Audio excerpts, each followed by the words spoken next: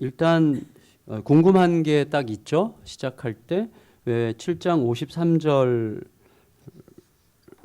앞에서 끊었을까? 7장 53절을 의도적으로 어제 본문에 넣었어요. 그래서 7장 53절 한 절을 7장에서 끄집어 와서 8장 1절과 이제 연결시켰죠. 그러니까 약간 의도적인 것 같고 거기에 이제 의미가 있기 때문인 게 분명한데 이게 대조되고 있잖아요. 지금 사람들이 다 각각 자기 집으로 돌아갔는데 예수님은 감람산으로 가셨죠. 그래서 이 두 가지를 이렇게 대조하고 있는 거죠. 굉장히 의미 있는 대조라고 할 수가 있겠어요. 그러니까 성전에서 지금 예수님께서 이렇게 설교를 하셨고 그 예수님에 대해서 굉장히 다양한 의견들을 가지고 수군거리고 있었어요. 예수님에 대한 여러 의견들을 갖고 있던 사람들이 전부 다 각각 자기들의 집으로 돌아갔고 예수님은 감람산으로 가셨다. 이제 이렇게 기록하고 있어요. 그리고 이 대조가 그들 각각이 자기 집으로 갔다는 이 이미지와 예수님이 감람산으로 가셨던 이 두 가지가 이 본문 전체 속에 쫙 흐르고 있어요. 그래서 우리들의 마음속에 이 두 가지를 좀 염두에 두고 있으면 좋겠어요. 각각 집으로 돌아가는 사람들의 모습과 또 감람산으로 가신 예수님의 모습이 이렇게 대조되어서 우리들의 마음속에 계속 이렇게 남아있기를 바라요. 예수님께서 어제 본문에서 그저께 월요일 본문에서 성전에 올라가서 나를 믿는 자는 그 배에서 생수의 강이 흘러나리라 이렇게 말씀하셨죠. 그렇죠? 그리고 이제 그렇게 말씀하시는 예수님에 대해서 여러 가지 이제 반응들이 있었는데 첫 번째 반응은 뭐예요? 이분이 바로 그 선지자가 아니냐 이렇게 생각하는 사람들이 있었고 또 이분이 이 정도의 뿐이면 이게 그리스도 아니냐 이렇게 생각하는 사람들이 있었어요. 그러니까 이 사람들은 비교적 자기들의 전제나 자기들의 편견이 상대적으로 좀 더 적은 사람일 수 있겠어요. 그래서 예수님의 말씀을 듣고 예수님이 행하신 일을 보니까 예수님에게서 어떤 거룩한 신성을 느낄 수밖에 없었다는 거예요. 그래서 예수님을 보니까 이분이 보통 그냥 일반 사람이 아니라 구약에서부터 오래전부터 예언되었던 바로 그 선지자거나 그러면 우리가 그동안 기다려왔던 그리스도거나 그런 분이 아니라면 이런 말을 하거나 이런 행위를 이런 어떤 엄청난 하나님의 역사들을 이룰 수 없지 않겠는가라고 생각을 한 거죠. 그게 사실은 오늘 수요일 큐티 본문의 핵심이기도 한 거죠. 오늘 예수님께서 뭐라고 말씀하셨어요? 육체를 따라 판단하면 예수님이 누구신지를 알 길이 없다 그랬어요. 육체를 따라 판단하면 알 길이 없어요. 육체를 따라 판단한다는 게 뭐죠? 자기들이 가지고 있는 자기들의 형식, 자기들의 전제, 자기들이 보고자 하는 방향에 따라서 보는 사람은 예수님을 알 길이 없다는 거예요. 내가 아무리 예수님 곁에 가까이 있는 것 같아도 알 길이 없어요. 예수님은 빛이세요, 빛. 예수님은 빛이라고 소개하셨죠? 그럼 여러분 빛을 거부하면 어떻게 되는 거예요? 어둠에 갇히는 거죠. 빛을 거부하면 어둠에 갇히기 때문에 알 수 있는 게 아무것도 없어요. 그러니까 예수님이 빛이시기 때문에 빛을 만나야만 모든 걸 보기 시작하는 건데 빛이신 예수님을 거부하면 여전히 어둠 속에 갇혀있기 때문에 아무것도 못 보는 거죠. 그러면 관건이 예수님이 빛이신 걸 어떻게 알아? 예수님이 오늘 큐티 본문이나 지난주 토요일 날 본문에서 뭐라고 그러셨어요? 나는 내가 스스로 내 혼자 말하는 게 아니라 아버지께서 내 증인이시고 내가 하는 일이 내가 아버지께로 왔다는 것을 증거하고 세례 요한이 나를 증거했고 내가 아버지께서 행하셨던 모든 말씀들이 내가 아버지의 아들인 것을 증거하고 있고 동시에 내가 했던 말대로 너희가 하고자 한다면 그게 진짜인 줄 알게 되리라 라고 말씀하셨어요. 그러니까 5가지에 걸쳐서 예수님께서 진짜이심을 사람들에게 증거했지만 그럼에도 불구하고 사람들은 자기들의 전제가 너무나 강력하기 때문에 예수님을 만날 수가 없었어요. 어쨌거나 여러분 그런데 지금 그 예수님께서 나를 믿는 자는 그 배에서 생수의 강이 흘러 넘칠 것이다라고 말씀하셨던 예수님의 말씀을 듣고 이 예수님이 바로 그 선지자인가? 바로 그 메시아인가 생각했던 사람들도 사실은 한번 그냥 자기 느낌을 던져보는 말일 수도 있어요. 그러니까 한번 어떤 느낌이 딱 왔을 때 이 느낌을 던진다고 해서 그게 신앙 고백은 아니죠. 제가 거듭거듭 말씀드리지만 비교적 다른 전제나 고집이 강하지 않은 어떤 사람들일 뿐이지 신앙이 뿌리 깊게 내리는 사람들은 아닐 수 있어요. 이들 중에 다수가 예수님 십자가 못 박는 일에 동조했을 거예요. 아마도. 전에 강조해서 말씀드린 적 있어요. 꼭 기억하시길 바라요. 컴퓨터 자판. 그렇죠? 자판에 무슨 글자가 있는지 우리가 지금 몰라요. 근데 손을 얹으면 저절로 써져요. 그걸 잘 기억하시기 바라요. 그러니까 우리들이 살아갈 때요, 듣는 복음으로 우리가 살아가는 게 아니라니까요. 몸에 새겨지는 거로 살아가요. 어제도 제가 어떤 자매랑 계속 상담을 하는데 다 알아요. 하나님이 날 용서하신다는 걸 알고, 내가 생각하는 것보다 나쁜 죄인이라는 것도 알고, 내가 생각하는 것보다 훨씬 더 많은 은혜를 받았다는 사실을 알아요. 아는데 계속 죄책감을 느끼는 거예요. 아는데. 왜 그렇죠? 어릴 때부터 우리 몸에 새겨져 있는 종교성이라는 게 있어요, 우리들은. 그래서 내가 무언가를 걸맞게 행하지 않으면 계속 나는 처질 것 같고 주님으로부터 미움을 받을 것 같은 두려움 속에 살아가는 거죠. 그건 믿음의 고백과 조금 달라요. 그러니까 우리 몸이 배워온 거예요. 우리 몸과 세포가 기억하고 있는 것이기 때문에 이 거리가 계속 좁혀져 가야 되는 거예요. 주님 안에서. 그래서 단지 믿음의 고백을 했다고 되는 게 아니라 그런 거 같다. 이분이 그리스도인 것 같다라고 하는 게 진정한 의미의 신앙 고백은 아니에요. 점점 더 뿌리 깊게 내 몸이 반응하는 방식으로 계속 가야 되는 것이죠. 지금 우리 중에 누구도 그리스도의 장성한 분량에 이른 사람은 없잖아요. 계속 가는 건데 뭐가 가는 거예요? 내 몸이 습관적으로 뭔가를 하잖아요. 습관적으로 하는 것처럼 복음의 은혜가 나로 하여금 습관적으로 그렇게 생각하게 하는, 여기서 말하는 습관은 아주 나쁜 게 아니라 매우 좋은 것이죠. 예수님께서 습관을 따라 기도하러 올라가셨죠. 그래서 여러분, 몸이 기억하게 하는 방식이어야 되는 것이죠. 우리 몸과 세포에 뿌리가 내려져야 되는 것이죠. 그래서 늘 예수 그리스도 중심의 삶이 내 생각, 내 마음의 흐름, 내 언어를 지배하도록 이제 기도해야 되는 것이죠. 만일에 여러분, 왜 제가 이런 말씀 드리는가 하면 저를 보세요. 이렇게 예수님께서 막 나를 믿는 자는 그 배에서 생수의 강이 흘러나리라 이렇게 예수님의 설교 말씀을 듣고 와, 이분이 그리스도인가 보다 라고 말하는 사람들은 자기 집으로 가면 안 돼요. 이분이 진짜 그리스도면 붙어 있어야지, 옆에서. 예수님 옆에 붙어서 끝까지 들어야죠. 이분이 그리스도라면 모든 게 달라지는 거 아닙니까? 내 인생과 역사가 달라지는 건데 그리스도인가 보다 이분이, 그러고 집으로 다 갔어요. 그래서 집으로 안 가고 예수님 곁에 끝까지 붙어 있는 사람들이 제자들이었죠. 제자는 누구냐? 예수님 옆에 붙어 있는 자죠. 자기 집으로 가지 않는 자죠. 자기 집으로. 제가 지금 무슨 의미로 말씀드리는 거 알겠죠? 오늘부터 집에 가지 마세요. 그 말이 아니죠. 오늘 집에 들어가면 안 돼요. 그 말이 아니죠. 그리스도 옆에 붙어 있는 자여야 되는 거죠. 그러나 이들 한번 던졌어요. 이 사람이 그 선지자인가 보다. 그리스도인가 보다. 이렇게 말을 했지만 각각 집으로 돌아갔다는 거죠. 제가 오늘 각각 집으로 돌아갔다는 것을 약간 상징적으로 여러분에게 말씀드리려고 해요. 그냥 집에 가서 자려고, 발 씻고 자려고 돌아갔다는 의미도 분명히 있지만 거기에 또 다른 의미가 있다고 이제 생각이 되는 거예요. 그 다음에 어떤 사람들이 있었어요, 예수님 주변에. 메시아는 사실은 다윗의 자손인데, 그렇다면 다윗의 자손은 베들레헴에서 태어나야 되는 자다. 그런데 베들레헴에서 나는 자가 다윗의 자손인데, 이 예수라는 사람은 우리가 알기로 갈릴리 출신 아니냐, 갈릴리 출신이기 때문에 그리스도가 아니다라고 생각하는 사람들이 있었어요. 이 사람들. 여러분, 메시아가 베들레헴에서 태어나야 된다고 하는 사실은 이미 예수님이 아기로 태어났을 때 동방 박사들이 헤롯 대왕을 만났을 때 헤롯 대왕이 신학자들에게 자문을 구해서 알게 된 거죠.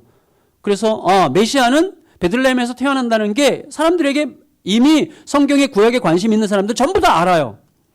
근데 지금 예수님은 베들레헴 출신이 아니라 갈릴리 출신이기 때문에 그리스도일 수가 없다라고 이야기하는 사람들의 이야기는 누가 지금 퍼뜨리는 거예요? 유대인들이 퍼뜨리고 있는 거예요. 유대인들. 왜? 예수는 메시아가 아니어야 되기 때문에, 예수는 메시아가 아닌 게 분명하기 때문에 이 사람이 메시아가 아니라는 근거로 갈릴리 출신이라는 것을 계속 주입했고, 사람들이 그걸 듣고 예수는 갈릴리 출신이니까 메시아일 리가 없어라는 생각을 하는 건데, 이건 뭐예요? 한마디로 정보 부족이죠.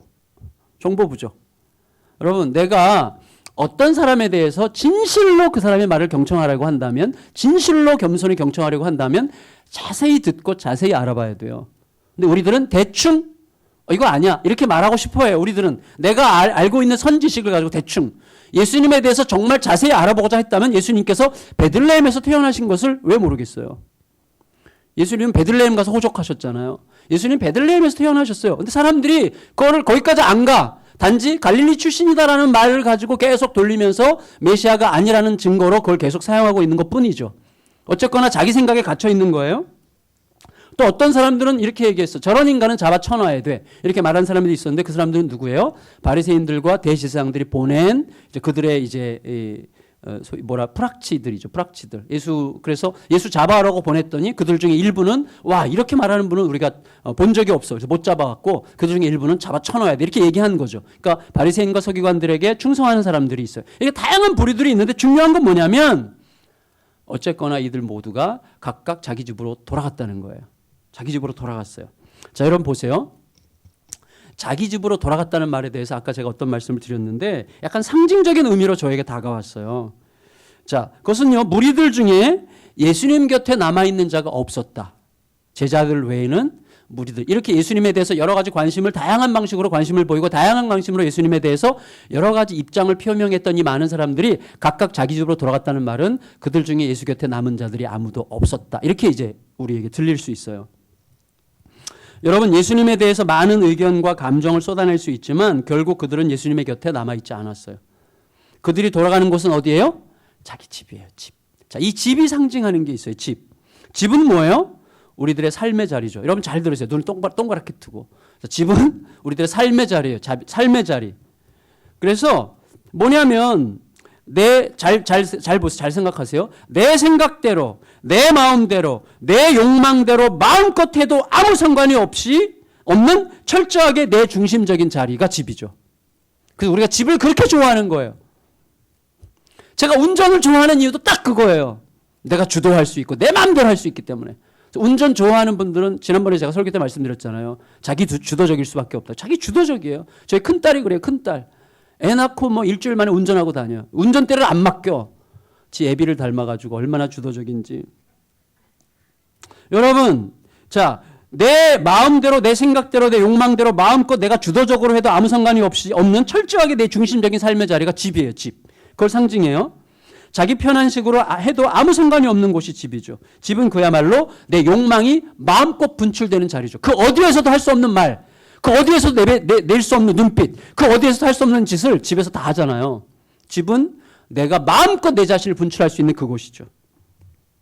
좀 더 과격하게 제가 말하면 사실 어제 제 큐티 적용인데 내 생각대로 사는 삶에 중독된 장소예요. 여러분, 중독이라고 하는 것은 알코올 중독, 마약 중독, 무슨 도박 중독 뭐 이런 것만 중독이 아니라 제가 느끼게 됐어요. 중독은 뭐냐면 삶의 스타일도 중독이에요. 중독은 뭐죠? 내가 그렇게 하지 않으면 불안해서 못 견디는 거죠. 그게 중독이에요. 그래서 그렇게 하지 않으면 불안해서 못 견디기 때문에 그렇게 하고야 말게 되는 거. 그게 중독이에요. 어떤 사람은요, 안정적인 삶의 환경이 구축되어 있지 않으면 불안해서 못 살아. 벌벌 떨어요. 막 어떻게 할 줄 몰라요. 그럼 그 사람에게는 안정된 환경에 구축된 삶에 중독된 거죠. 우리는 집을 떠나는 자로 부름받았어요. 제가 지난 주일날 설교 때 말씀드린 엑스호더스. 우리는 엑소더스로 부름받았어요. 엑소더스. 집을 떠나는, 길을 떠나는 자로 부름받았어요. 제가요, 그래서 어제 아침 묵상하다 제가 중독자라는 걸 알게 됐어요. 제가 중독되어 있는 몇 가지가 있는데 그 중에 대표적인 게 이제 카페인이에요. 제가 계속 회개하는 게 그건데 주일날 아침에 계속 싸워요. 제 안에서. 너무 머리가 멍할 때 커피 한 잔을 딱 마시고 설교를 하잖아요. 막 엄청나게 막 이렇게 약간 업이 돼가지고요. 말이 팍 나가면서요. 막 논리가 막 떠오르면서요. 막 저절로 막 너무 잘 돼. 막 설교가 막 돼. 근데 그 누가 시켜주는 거예요? 카페인이. 주님이 엄청 섭섭해하세요. 항상 제가 카페인 먹고 설교할 때마다 주님이 야, 너 좀 머리가 멍할 때 그때도 나를 의지하고 내가 주는 은혜로 설교를 하면 좋겠는데 왜 그때마다 카페인의 힘을 의지해서 이렇게 설교하려고 지랄이냐. 주님이 그런 말씀 안 하시지만 그렇게 내 마음속에서 자책이 돼요. 자책이. 근데 이런 중독들이 있는 거. 그렇게 해야만 뭔가 좀 꽉 찬 것 같은, 그렇게 해야만 불안하지 않은 무언가가 우리들에게 있는 거예요. 여러분, 우리들이 집을 그토록 편안해하면서 심지어 우리가 무슨 얘기예요? 제가 이번에 알았어요. 홈 스위트 홈. 얼마나 아름답고 낭만적인 말이에요. 홈 스위트 홈. 즐거운 곳에서는 날 오라. 이 단어에 홈 스위트 홈이라는 말을 우리가 만들어낸 것은 자칫 자기 중심성을 지상 최대의 목표로 삼는 우상에 중독되었다는 것의 다른 표현일 수 있겠다는 생각이 들었어요. 가정, 최우선하잖아요. 가정. 어느 정도로? 하나님보다 더 중요해. 하나님보다 더 중요해요. 그래서 우리가 중독되어 있는 거죠. 너무 잔인한가요, 제가? 그렇지 않은 것 같아요. 여러분, 길을 떠나야만 집보다도 하나님 더 신뢰하게 되는 거예요. 그래서 우리가 내가 구축해 놓은 안정적이고 평안한 삶 안에 머물러 있는 한 내가 그 집보다 하나님을 더 신뢰하는지는 알 길이 없어요. 제가 늘 의심하는 게 뭐냐면 제가 주님을 너무 사랑해. 근데 이 사랑한다는 이 고백이 지금 목회가 내가 생각하는 대로 편안하게 진행되고 있기 때문에 사랑한다고 느낄까 봐 그게 항상 두려운 거예요. 그래서 집을 떠나봐야 되는 거예요. 떠나보면 알아. 떠나보면. 그래서 하나님이 때로는 우리들이 굉장히 심각한 어려움 속에 방치되어 있는 것에 대해서 기뻐하시진 않지만 안타깝게 허용하시죠. 그래야만 우리가 진실로 무엇을 누구를 사랑하는지를 깨닫게 되기 때문이죠. 여러분, 집을 떠나봐야 되는 거예요. 근데 우리는 잘 안 떠나려고 하는 것이죠. 여러분, 우리들은 집이요 자기 중심성이 완전히 확보된 곳이기 때문에 좋아하는 거죠. 제 집에 가면 뭐든지 내 마음대로 할 수 있잖아요. 제가 전에 말씀드렸지만 자기 주도성을 포기하지 않으려는 습관들이 우리들에게 굉장히 많습니다.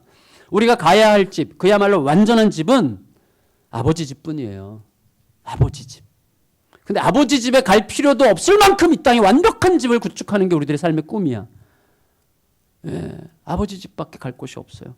바벨탑이 그거 아니에요? 바벨탑? 하나님이 없어도 우리끼리 충분히 행복할 수 있는 곳을 만들려고 하는 게 바벨탑이고 우리는 끝없이 제2, 제3, 제5의 바벨탑을 계속 만들려고 하는 게 우리들의 끝없는 욕망이고 끝없는 종교성이고 끝없는 우리들의 시도들이에요. 여러분, 만일에 우리들이 이 육신을 뭐라고 그랬어요? 육신을 집이라고 그랬잖아요. 사도 바울이 육신의 집을 떠나 아버지께로 간다. 이 집, 육신의 집, 우리가 구축해 놓은 이 삶의 환경, 이것을 떠나서 아버지 집으로 가는 것을 두렵고 부담스럽게 느끼게 할 만큼 충분히 내 자신의 안일함과 이기심을 충족시키는 공간이라면 우리들의 집은 어쩌면 자기 중심성을 양산하고 누리게 하는 두려운 공간일 수 있는 거죠. 그래서 내가 이 땅을 떠나려고 하는 시점이 왔을 때 진짜 주님 저를 이제서 불러주시면 어떡해. 제가 얼마나 이 땅에서 고생 많이 했는데 정말 지금이라도 불러주시니 제가 용서해 드릴게요 주님. 이렇게 말할 수 있는 마음이 있다면 참 좋겠지만 그걸 지금 제가 호소하고 있는 거죠. 그러고 싶어요. 여러분, 예수 그리스도의 복음이 파고들어야 될 가장 우선적인 공간 혹은 최종적인 공간이 있다면 바로 우리들의 집인지도 몰라요. 우리는 다른 어떤 곳에서도 하지 않는 하나님 보시기에 아주 거리껴지는 자기중심적인 말, 생각, 행동을 집에서 과격하게 과감하게 할 수 있기 때문에 예수 그리스도의 복음은 바로 그 공간으로 집으로 상징되는 바로 그곳으로 스며들어야만 하는 것이죠. 그런데 여러분, 자 이제 집으로 사람들이 각각 집으로 갔어요. 예수님 어디로 가셨어요? 감람산으로 가셨어요. 너무나 의미심장한 대조죠. 감람산은 내 마음대로 할 수 있는 편안한 곳이 아니에요. 목욕탕도 없고 화장실도 없고 식탁도 없어요. 따뜻한 아랫목도 없는 곳이에요. 아버지 외에는 기댈 곳이 없는 곳이죠. 감람산은. 단지 아버지와 깊이 대화하는 곳이죠. 아버지의 뜻이 내 안으로 깊이 들어오고 아버지의 뜻이 나를 삼키는 곳이죠. 감람산은 아버지의 마음과 예수님의 마음이 서로 통하는 곳이죠. 아버지의 뜻에 모든 것을 맡기게 되는 치열한 기도의 장소죠. 내 뜻대로 하는 모든 것이 중지되고 아버지의 뜻 안으로 온전히 들어가는 장소죠. 그 그림에서 벗어나서 내 그림에서 벗어나서 아버지의 그림 안으로 들어가는 곳, 내 집을 떠나서 아버지의 집으로 들어가는 곳, 그것이 감람산이죠. 감람산. 그래서 어떻게 해요? 예수님은 나중에 십자가에서 부활하신 다음에 아버지 집으로 들어가실 때 어디서 들어가요? 감람산에서. 예수님이 감람산에서 아버지 집으로 올라가세요. 그것이 감람산이죠. 아버지 집으로 진입하는 바로 그곳이죠. 그래서 여러분, 매우 상징적인 거죠. 우리 역시 날마다 자기 집이 아니라 감람산으로 가야 돼요. 감람산. 내가 살고 있는 집이 감람산이 되게 해야 돼요. 중요해요. 이 예수향남교회라는 이 환경이 안정성을 구축해 가면 갈수록 이곳에서 우리가 감람산을 만들지 않는다면 우리들은 또 다른 우상과 또 다른 종교 안으로 들어가기 시작하게 될 거예요. 여러분, 우리가 사는 삶의 모든 자리가 감람산이 되게 해야 돼요. 내가 어디에 있든지 그곳이 감람산, 곧 아버지의 집으로 진입하는 곳이 돼야 되는 거예요. 그때 우리는 거기가 어디든지 바로 그 자리가 아버지 집으로 돌아가기에 가장 합당한 곳이 되는 것을 보게 될 거예요. 어디에 있든지 무슨 일을 하든지 그곳이 아버지 집으로 진입하는 감람산이 돼야 되는 것이죠. 자, 여러분, 다 각각 자기 집으로 갔던 자들이 이제 성전으로 모여요. 자, 자기 집으로 갔던 자들이 이제 그 다음날 아침에 성전으로 모여오고, 지난밤 아버지 집의 출입문으로 상징되는 감람산에 가셨던 예수님도 다시 성전으로 돌아오세요. 2절 읽겠습니다. 2절 시작. 아침에 다시 성전으로 들어오시니 백성이 다 나오는지라 앉으사 그들을 가르치시더니. 여러분, 자기 집에서 각각의 자기 집에서 성전으로 나오는 자들과 감람산에서 성전으로 나오는 자들이 대조되는 이 그림이 얼마나 상징적입니까? 왜? 성전이 곧 아버지 집이잖아요. 성전이 기도하는 아버지 집이잖아요. 그러니까 결국 예수님은 자기 자신이 성전 곧 아버지 집이 되셔서 우리와 영원토록 함께 하시기로 결정하셨고, 자신이 죽고 그 안에서 예수께서 사시게 하기로 결정한 모든 인생이 곧 성전 아버지 집이 되게 하셨어요. 따라서 여러분, 내가 죽고 예수님이 아버지 집이기 때문에 내가 죽고 예수께서 사시는 인생들은 그가 가는 곳 어디나 아버지 집이 거기에 있게 하는 존재가 되는 거예요. 진실로 내가 죽고 예수께서 사시는 그런 인생들은 가는 곳 어디나 아버지 집이 되게 하는 자죠. 이제 지난밤 감람산 아버지 집에서 아버지의 마음과 깊이 소통하고 오신 예수님께서 이제 각각 자기 생각, 자기 전제, 자기 욕망을 고스란히 간직한 채 자기 집에서 나온 백성들에게 아버지 하나님의 뜻을 가르치시죠. 아버지 집에서 오신 분이 자기 집에서 나온 사람에게 아버지로부터 받은 뜻을 가르치는 그곳이 성전 아버지의 집이죠. 여러분, 그런데 각 사람들의 집들 중 가장 철옹성같이 강력한 자기 집, 그 집에 아주 꼭꼭 틀어박혀 있다가 나온 자들이 있었는데 그들이 누구예요? 서기관과 바리새인들이죠. 이들이야말로 그들의 집이 얼마나 철옹성같이 단단합니까? 정말로 단단한 집 안에 사는 사람들이죠.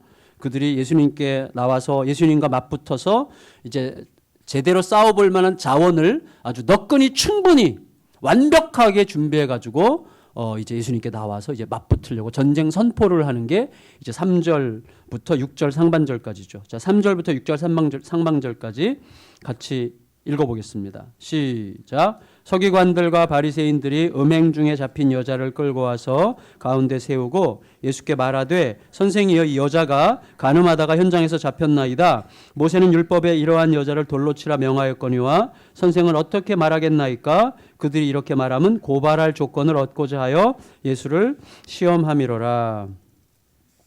여러분, 자, 보세요. 일단 우리가 금방 알게 되는 게 뭐죠? 굉장히 전략적이죠. 전략적이고 의도적이죠. 이 사람들은요, 예수님을 걸어 넘어뜨리기 위해서 아주 용의주도하게 상황을 조작했고 계산했죠. 이전부터 잘 살펴왔어요. 어떤 여자를 잘 봐. 이 여자는 늘 그렇게 누군가 놀아나는 여자인데 그 여자를 잘 살폈다가 그 시간에 맞춰가지고 예수님을 시험할 수 있는 그 시간에 맞춰가지고 가서 딱 잡아가지고 현장범으로 체포해갖고 온 거죠. 굉장히 의도적이고 전략적이고 아주 조작적이죠. 자, 이들의 치밀한 공격 때문에 이제 예수님은 함정에 빠졌죠. 왜? 왜냐하면 율법의 범죄, 율법을 어긴 여자. 그래서 율법에 따라서 이 여자를 그러면 사형시켜라 그러면 예수님이 그동안 가르쳐왔던 사랑의 계명을 스스로 망가뜨리는 자로 예수님께서 자신의 논리에서 깨지는 거고, 또 사랑의 가르침에 따라서 이 여자를 살려주라라고 하면 모세 율법을 어기는 자로 또 매도되겠죠. 어떻게 하든지 걸려들 수 있는 아주 사면초가의 함정을 그들이 완벽하게 만들었다고 생각하고 예수님을 지금 공격하고 있는 것인데, 자, 우리가 알듯이 결론을 먼저 말씀드리면 뭐죠? 이들의 용의주도하고 전략적이고 치밀한 논리에 따르는 공격은 예수님과 맞붙어 싸울 만한 깜이 안 되는 거예요. 깜이 안 돼요. 이유는 여러분, 이들이 전략적일수록, 이들이 더 치열하게 의논하고 머리를 쥐어 짜낸 것일수록, 이들이 사전 모의를 통한 준비가 치밀할수록 그건 더욱더 심각한 패배가 될 거예요. 왜냐하면 모든 상황의 주인은 결국 하나님이시고 하나님으로부터 듣는 자가 이기게 되어 있기 때문에 아무리 치열할수록 하나님으로부터 들은 것이 아니면 지는 거예요. 근데 예수님은 감람산에서 오셨어요. 예수님은 지난밤 감람산에서 오셨어요. 당해낼 수가 없어요. 감이 안 되는 거, 상대가 안 되는 거죠, 여러분. 여러분, 우리 중에 아무리 위세가 당당한 사람도요, 오늘 주님과 함께 주님의 집에서 주님과 소통한 그 사람을 어떻게 할 수 없어요. 세상이 감당치 못하는 건 바로 그것 때문이죠. 성도 여러분, 하나님으로부터 듣는 자는요, 지는 것 같아도 이깁니다. 지는 것 같아도 이겨요. 아니, 좀 더 본질적으로 말하면 지기 때문에 이겨요. 심지어 맞아 죽기 때문에 이겨요. 예수님이 우리에게 보여주셨잖아요. 여러분, 그러니 어찌 자기 집에서 가지고 나온 전략과 지혜와 잔머리들이 막 아버지 집에서 아버지 뜻을 가지고 나오신 예수님을 상대할 수가 있겠어요. 처음부터 안 되는 게임이에요, 이거는. 자, 이들에 대한 이들의 공격에 대한 예수님의 반응을 여러분 꼼꼼히 한번 생각해 보세요. 예수님은 일단 처음에 어떻게 하셨어요? 몸을 굽히셨어요. 몸을 굽히셨어요. 자, 이 부분을 왜 몸을 굽혀? 앉아서 쓰셨잖아요. 자, 몸을 굽히신 게 뭘까? 알 길이 없지만 어제 아침에 제가 묵상하는 중에 저에게 예수님께서 살짝 가르쳐 주신 거, 제 마음속에 깨우쳐 주신 건 뭐냐면 아마 맞으리라고 기대하는데, 예수님은 지금 현장에서 간음하다 잡힌 여인이라고 하는 매우 확고부동한 물증과 그것에 대해서 심판을 명령하고 있는 거의 절대적인 모세율법을 앞세워서 예수님을 정죄하려고 난리법석을 떨고 있는 이 현실의 상황으로부터 잠시 떠나시겠다는 의도적 행동을 하시는 거라고 생각합니다. 서 있다가 사람들 둘러서서 막 고발하는데 갑자기 몸을 숙여 앉으셨어요. 지금 이 시끄러운 너희들의 상황으로부터 내가 잠시 떠나겠다. 그런 태도죠. 지금 현실에 휘말리지 않겠다는 의지적인 표현이죠. 그리고 나서 예수님은 손가락으로 땅에 뭔가를 쓰셨죠. 뭘 쓰셨을까? 그렇게 중요하지 않은 것 같아요. 왜? 중요했더라면 성경에 기록했겠죠. 근데 기록 안 했으니까 중요한 건 쓰는 행동을 했다는 거예요. 뭘 쓰는 행동? 그 행동이 뭘까? 여러분, 그 행동이 뭐겠어요? 그 행동은 예수께서 그 자리를 하나님의 집으로 삼으시는 행동이라고 생각이 돼요. 지금 아버지와 소통하고 계신 거죠. 아버지와 소통하고 계시는 그것을 지금 쓰는 행위로 표현하는 것이죠. 말씀을 쓰는 행위로 하시는 거겠죠. 저는 그게 맞을 거라고 지금 생각하고 싶어요. 아마 맞을 거라고 거의 한 87% 정도 확신이 되는데, 다시 말하면 여러분, 예수님께서 몸을 숙이신 행위는 지금 이 현장에 시끄럽고 그들의 복잡하고 완벽해 보이는 그들의 공격적인 논리로부터 내가 지금 단절되겠다. 그리고 그 안에 내가 들어가지 않겠다는 뜻이고, 쓰시고 계시는 행위는 지금 그곳에서 하나님 아버지와 소통하는 시간을 가지신다는 행위라고 생각이 됩니다. 그렇다면 여러분, 그 소통의 시간에 예수님은 아버지와 그 잠깐의 시간에, 소위 우리의 표현으로 화살 기도를 드리는 그 시간에 아버지와 뭘 소통하셨을까? 저는 이렇게 생각했어요. 이들 모두를 다 살리는 길은 무엇입니까? 전 그것을 질문하지 않으셨을까 생각해요. 여기 있는 모든 자들을 살리는 길은 무엇입니까?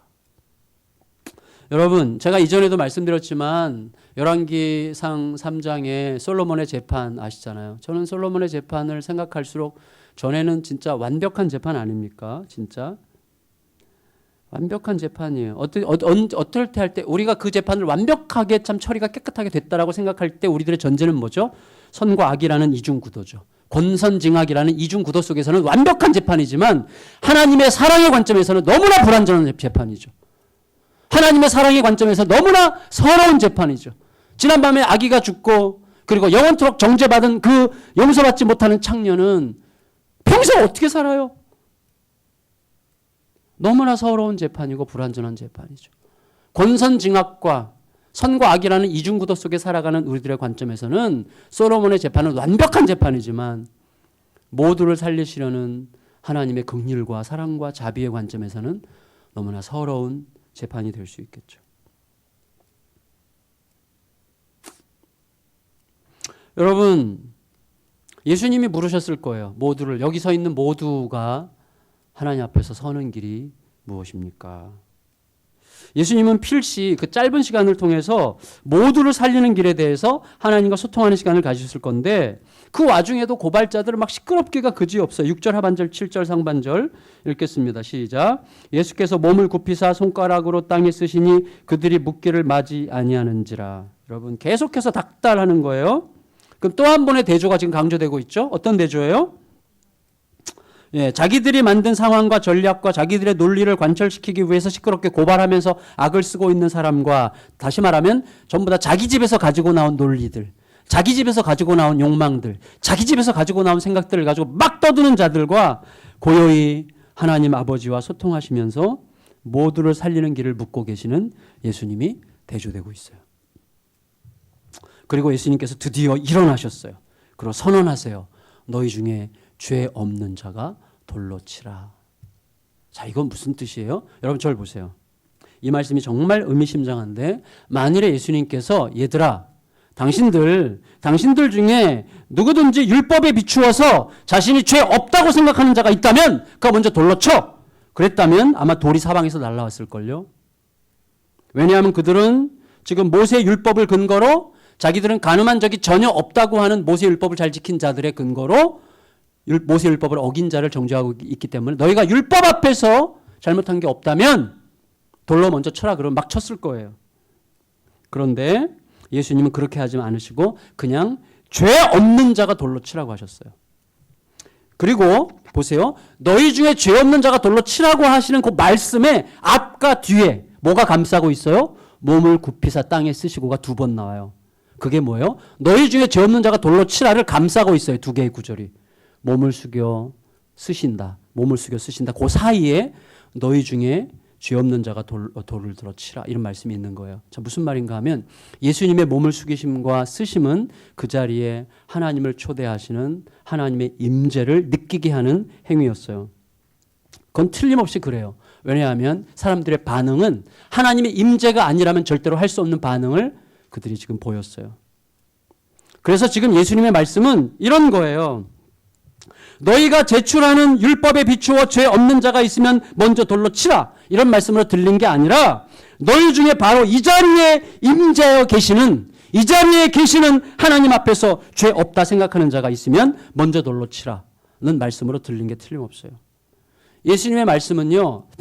너희가 모세의 율법을 가지고 이 여인을 상대하고 또 나를 상대하려고 나왔느냐?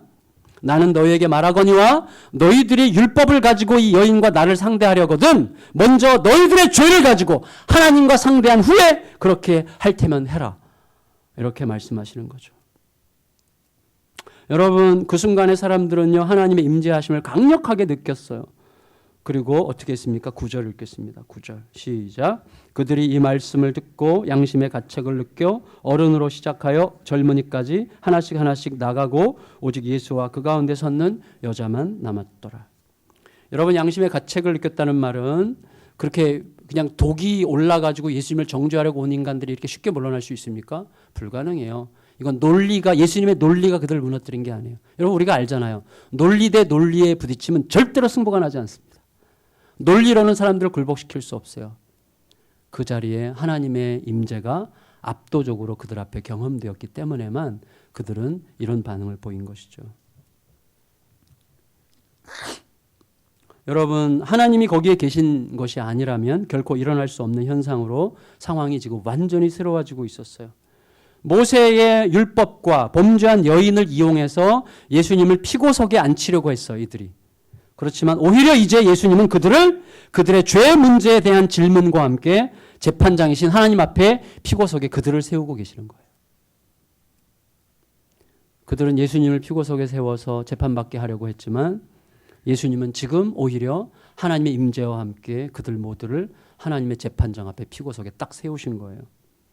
율법을 근거로 여인과 예수님을 피고석에 세우려 했던 자들 앞에 갑자기 진정한 재판장이신 하나님을 세우심으로 그들 모두를 피고자의 자리에 앉히신 거죠.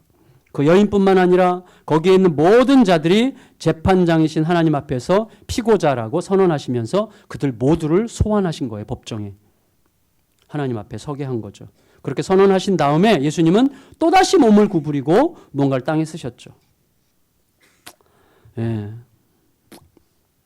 여러분, 이들은요, 자기들의 성전, 자기들의 집, 곧 하나님의 집에서 간음한 여인을 고발할 자격이 없음을 깨닫고 하나 둘 전부 다 성전 하나님의 집에서 빠져나갔어요. 그들 중 누구도 하나님의 집에 머물 수 있는 자가 없었다는 거예요.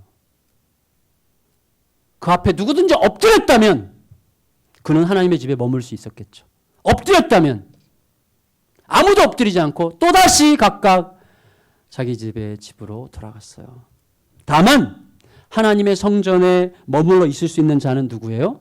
자신이 구제받을 길이 없는 죄인임을 뼈저리게 인식하고 받아들이면서 구원자를 바라볼 수밖에 없는 가련한 한 영혼과 그 영혼에게 자기 목숨을 던져 구원의 생명을 줄 구원자, 이 두 사람만 그 하나님의 집에 딱 머무르게 된 거죠. 성도 여러분, 사람들이 각자 자기 집에서 자기 주장, 자기 욕망, 자기 교만, 고집에서 가지고 나온 모든 가식, 위선, 책략의 시끄러움들이 다 사라진 다음에 남게 되는 최후의 진실은 뭐예요? 오직 자신이 죄인임을 절절히 알고 있는 죄인과 그 죄인을 용서하시는 구원자 주님뿐이에요. 이 죄인과 구원자, 이 둘만이 삶의 진실이고 역사의 진실이죠. 우리가 진실로 하나님 아버지의 집에 머물 수 있는 때는 언제예요?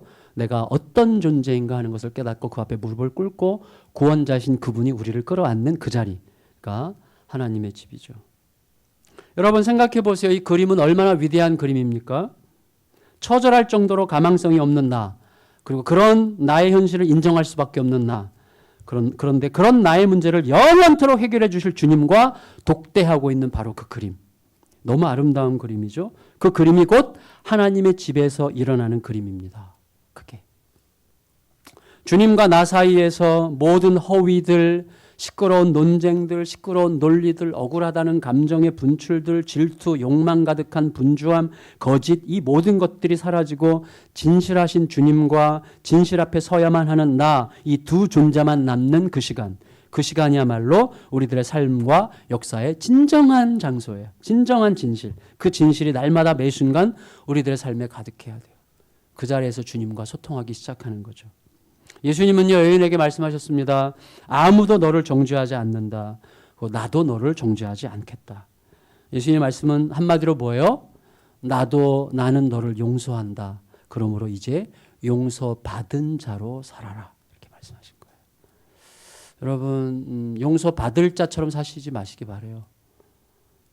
우리는 이미 용서받은 자예요. 용서받은 자로 살아라. 그 말씀이죠. 예수님을 만난 이후에 우리의 삶은 용서받은 자로 사는 삶이에요. 용서받은 자답게 생각하는 삶이에요. 이때 여러분 잘 보세요.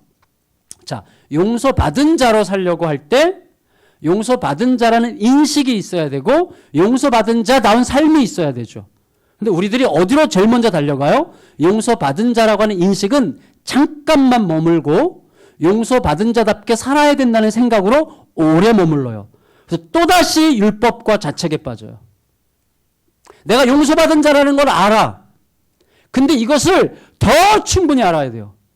더 충분히 알아. 이게 복음만으로 들어가는 거예요. 더 충분히 알고 더더욱 충분히 알고 내 머리로 아는 것과 깔짝거리면서 아는 것과 달라요. 내 전 존재가 내가 용서받은 자라는 사실 앞에서 정말 어떤 상태인지를 더 깊이 들어가면 거기서부터 자연스럽게 용서받은 자다운 삶이 나오는데 우리는 용서받은 자라는 생각을 너무 쉽게 빨리 받아들이고 용서받은 자다운 삶을 살아야 된다는 생각에 너무 오래 머물기 때문에 계속해서 자책하는 거예요.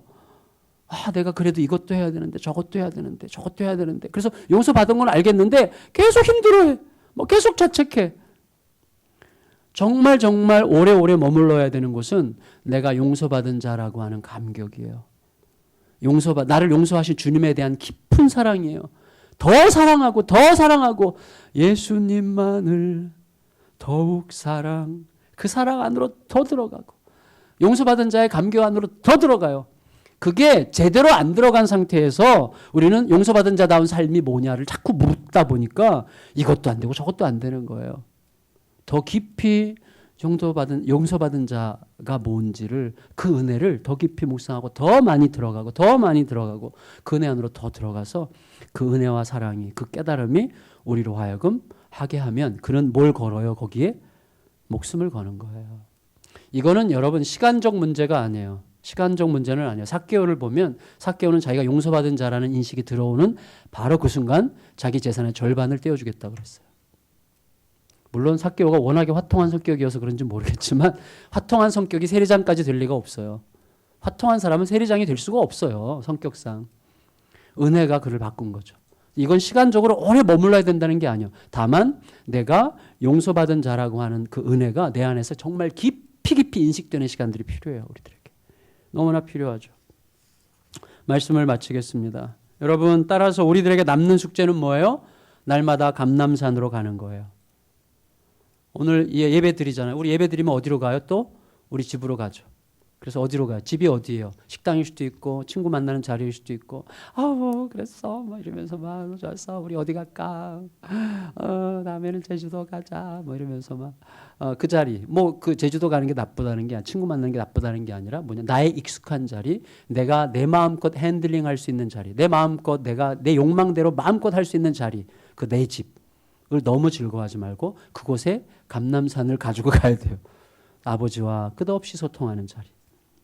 여러분 날마다 아버지 집에 거하는 거죠. 어디에서나 내가 죽고 예수께서 사시는 아버지 집으로 존재하는 거죠. 거기에서는 날마다 아버지와 나 사이에 질문과 대답과 대화가 계속되는 거죠. 그래서 매일 주님과 나 사이에 질문과 대답과 대화가 계속되는 거죠. 우리 속에. 그게 우리의 삶에 감람산이 가득한 거죠. 여러분 그 감람산 기도원 막 이런 데 검색해서 찾아갈 필요 없어요. 우리의 삶이 그래야 되는 거죠. 그 질문과 대답과 대화가 우리를 바르게 하고 질서정연하게 하고 여러분 이 질문과 대답과 대화가 계속 되잖아요. 우리 안에서. 그럼 우리를 바르게 다 잡아가요. 질서정연하게 만들어요. 우리를 담대하게 하고요. 굉장히 너그럽게 하고 여유롭게 하고 관대하게 하고 너무나 사랑스럽게 해요. 그 은혜가 있어요. 그래서 진짜 그리스도께 가까운 예수께 가까운 그리스도인, 예수님과의 소통이 정말 진실되게 깊은 그리스도인들에게는 나이와 상관없이 이런 면모가 항상 있어요. 보니까 질서정연하고요, 담대하지만 너그럽고 여유롭고 관대하고 사랑스러워요. 그런 게 있는 거예요. 그런 게. 아마도 이 여인에게 예수님께서 가서 다시는 죄를 범하지 말라 이렇게 말씀하셨을 때 여인의 마음속에 자연스럽게 질문이 떠올랐겠죠.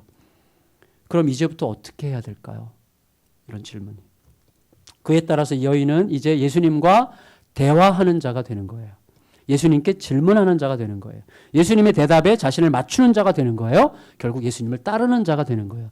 제자는 누구예요? 예수님을 따르는 자예요. 항상 예수 곁에 있는 자예요. 항상 예수님과 소통하는 자죠. 그가 제자예요.